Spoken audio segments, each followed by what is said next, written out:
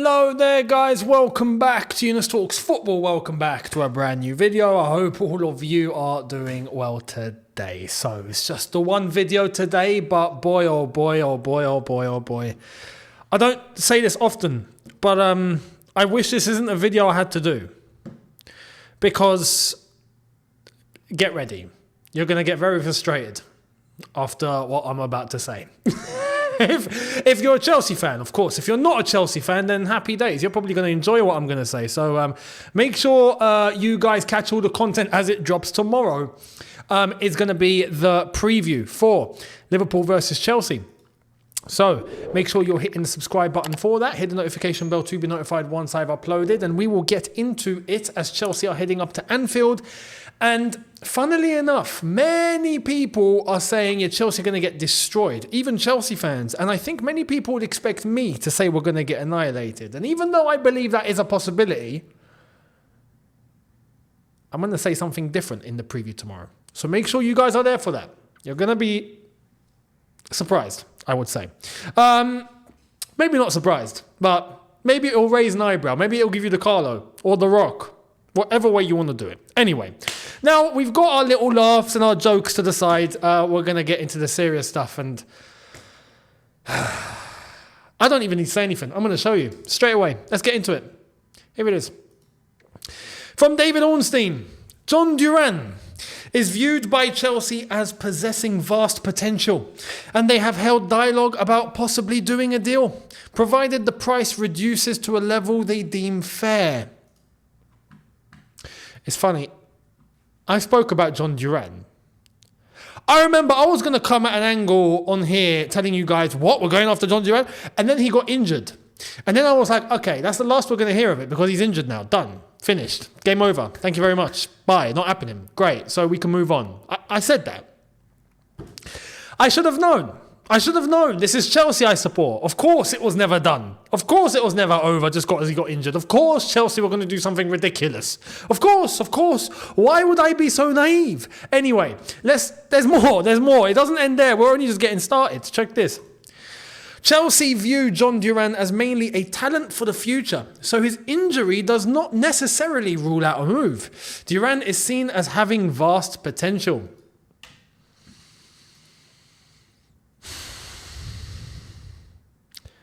I'm starting to hate that word.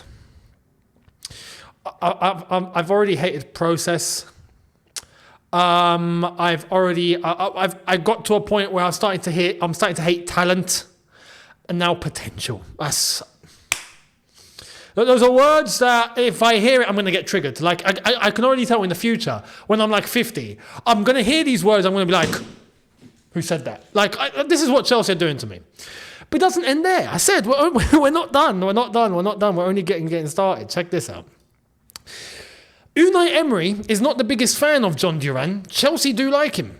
Duran is viewed by the West London team as possessing vast potential, and they have held dialogue about possibly doing a deal. So we've heard the same thing basically 3 times, but in different versions, and the last bit had an extra bit of information there about Unai Emery. Why are Chelsea even entertaining this? Even after his injury. Why? This is why I'm going to try and narrow things down so you guys can truly understand where I'm coming from. This is why I am the way that I am when I talk about Chelsea. Because I know this is the strategy and they're not moving away from it. That's what winds me up. If not, I'd be absolutely going, yeah, no, you know what, this needs a bit of tweaking, yeah, but I know, I'm not getting fooled again. I've already been fooled before, I'm not getting fooled again. They couldn't run a bath as far as I'm concerned, these guys at the top running this football club and the directors that they're allowing to make these ridiculous decisions, who are clearly not fit to be directors at Chelsea, but probably fit to be directors at Brighton. This is what's going on. We're being turned into Brighton. With all due respect to Brighton, but Brighton are their own entity, their own model when they do things their own way. Why are we trying to head in the direction of Brighton? Why? Jhon Duran, are we being serious? We need a striker We're already talking about Victor Osimhen and whatnot, and if that happens in the future, we'll see, of course, in the summer. Like I said, I do genuinely believe that will happen. But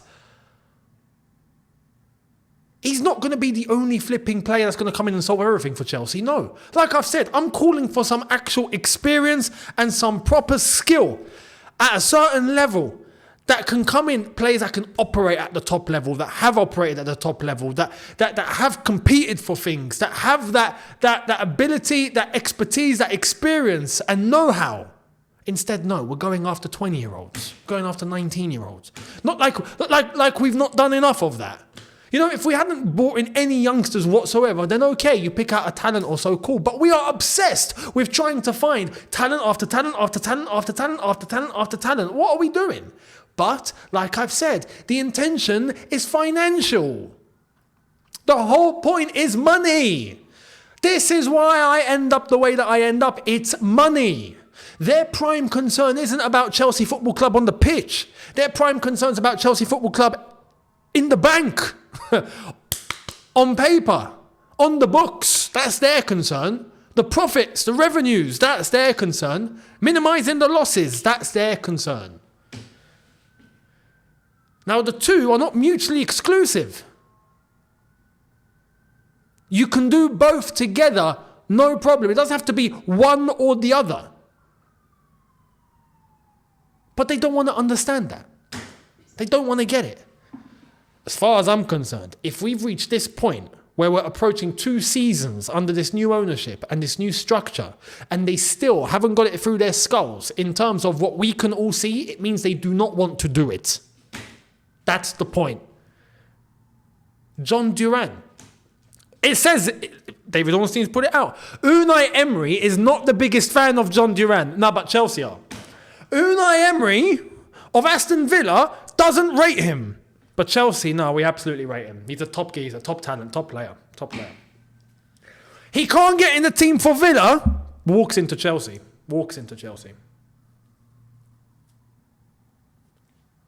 I hate this. I hate it. It's bonkers. It's suicide. I don't understand. You know what's done? Like I said, we're not even done there. There's more. Let's move. David Ornstein has more. Let's get into it.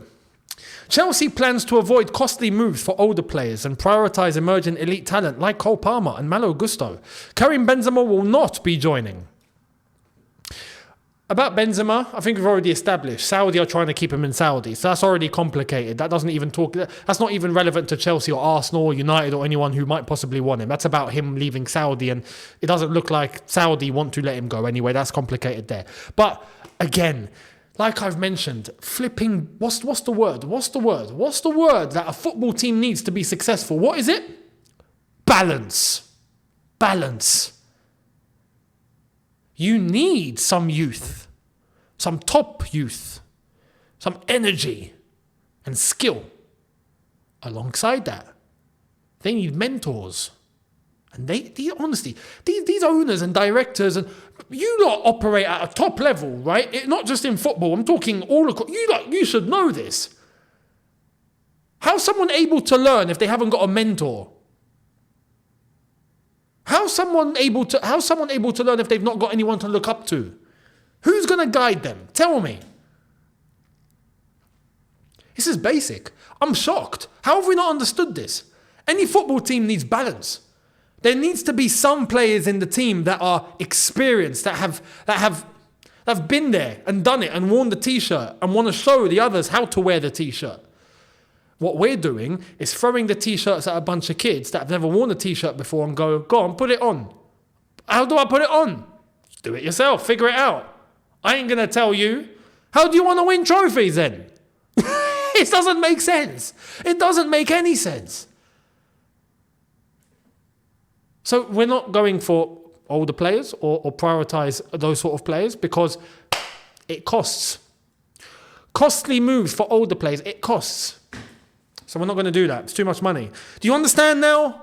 It's all financial. It's all financial. The whole thing's financial. Let me tell you, I am honestly at the point where I truly believe, unlike before I was saying, nah, they've got good intentions. Nah, I don't believe they do. I believe they have certain intentions, financial intentions, and that's it. I truly believe they wouldn't care about Chelsea not winning something for 5 years straight.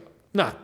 As long as, we're not too far down and we're somewhere there, that's fine. It's not a problem. For me, I'm sorry, that doesn't cut it. Some people might accept that we can just be 8th for the next 5 years, not a problem. I'm not having it. Personally, I'm not having it.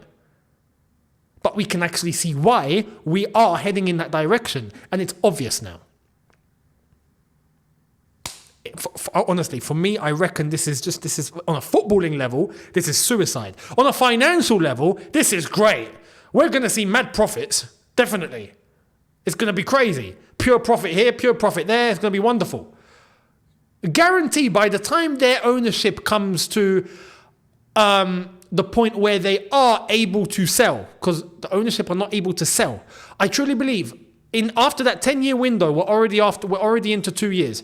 After that 10-year window, so in 8 years' time, I truly believe Chelsea, on a financial level, are going to be at such a level, it's going to be ridiculous. In terms of where we are now, and the profits they're going to be able to recoup if they decide to sell at the time, I think it's going to be crazy. Because of this model, absolutely. The money, brilliant. In the same way Tottenham have become the richest club in London, yeah, we'll get our new stadium eventually, and then we're going to be minted with money, right? It's going to be crazy, but we're not going to actually do anything with it. On a footballing level, nothing. We've turned into an investor centre. The only thing that's missing here is Jordan Belfort. I'm waiting for Leonardo DiCaprio to actually walk to Stamford Bridge and start doing the whole speech. I'm not leaving. I'm expecting the whole shebang at this point. It wouldn't surprise me now, would it? Because Todd Bowley owns the Golden Globes. We were doing flipping promotion for movies at the Bridge. I wouldn't be surprised if DiCaprio showed up and played Jordan Belfort at this point. I wouldn't be shocked. Anyway, let's move because there's more. As I said, we're not done. We're not done. Chelsea are jumping into the race for Blackburn's Adam Wharton and will battle Crystal Palace for the midfielder. Now, this has come from Alan Nixon. Alan Nixon is a journalist and with 140,000 followers. And Alan Nixon, just to let you know, is followed on X, or Twitter, as it used to be. Fabrizio, David Ornstein, all these guys. But who else? Oh yeah, Paul Winstanley. So I'm looking at this information and thinking, I read this, right? And I thought, someone's made this up. Even this sounds ridiculous. John Duran is somewhat believable because he plays for Aston Villa. Now I thought, this is a wind up. There's no way. And then I looked at who published this news, and it's Alan Nixon. And then I looked and I found, Paul Winstanley follows him. I'm like, you've got to be kidding me. And then the initial rumour about this player was Crystal Palace, and that's legit. And now he's coming out and saying, Chelsea are interested in Adam Wharton. Adam Wharton.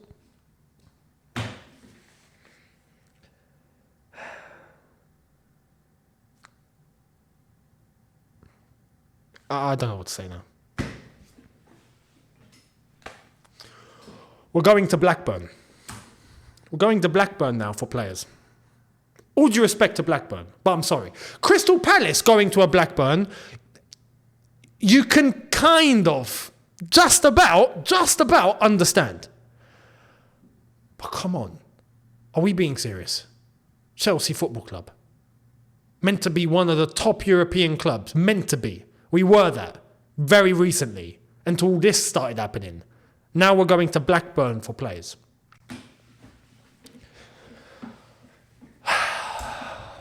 We're competing with Crystal Palace for this.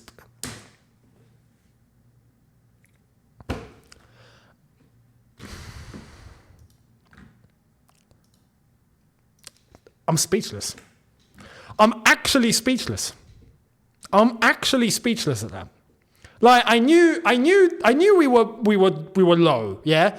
But this has taken the mick. I knew that, finances, but this is going too far. This is a wind up at this point. You are officially taking the mickey. So this is Chelsea Football Club. This is what we've become. Wow. Wow. It's sad. It's actually sad. It's really sad. It hurts.